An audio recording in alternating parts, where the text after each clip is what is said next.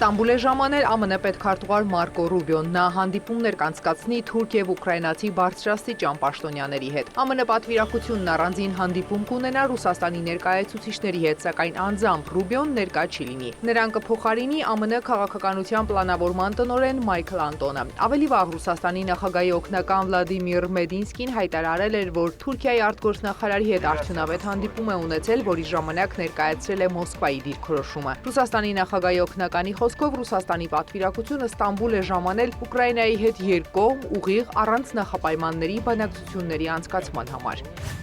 ԱՄՆ վարչակազմը սպասում է, որ շատ շուտով կկայանա ամերիկացի առաջնորդ Դոնալդ Թրամփի և Ռուսաստանի նախագահ Վլադիմիր Պուտինի հանդիպումը, հայտարարել է Սպիտակ տան ազգային անվտանգության խորհրդի հակաահաբեկչական հարցերով ավագ տնօրեն Սեբաստիան Գորկան։ Գործարքները կախված են ժամանակից, երբ ժամանակը գա, նախագահ Դոնալդ Թրամփը կլինի Պուտինի հետ նույն սենյակում, և ես ակնկալում եմ, որ դա շատ շուտով տեղի կունենա, հայտարարել է Գորկան։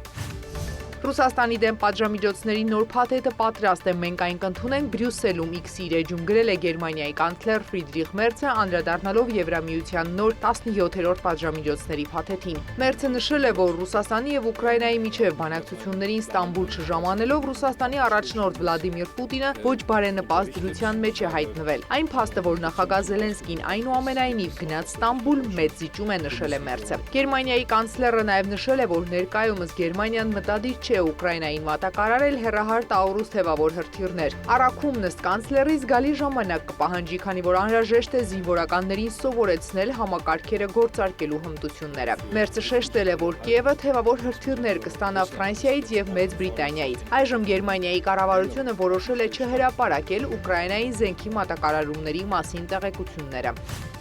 Իրանի արտգործնախարարը հայտարարել է, որ Միացյալ Նահանգների հետ անուղղակի բանակցություններում Թեհրանը զիջումների չի գնա Իրանի ժողովրդի միջուկային իրավունքների հարցում։ Միջուկային ոլորտում Իրանի ժողովրդի իրավունքների հարցում զիջումների չենք գնա, դա Իրանի ժողովրդի իրավունքն է և ոչ ոք չի կարող այն շղթել։ Մենք կարող ենք ապահովել այս գործընթացի թափանցիկությունը, բայց միջուկային որևէ օբյեկտ չի փակվի, նշել է արտգործնախարարը, ավելել Իրանը թշնամուն բանակցային սեղանի շուրջ է բերել, հենվելով իր ռազմական ուժի վրա, ինչը նրանց հետ է պահել ռազմական հարձակումից։ Եթե ամերիկացիները կարողանային Իրանի ծնկի բերել պատժամիջոցների միջոցով, նրանք կշարունակեին դա անել և չէին բանակցի, հայտարարել է Արաղչին։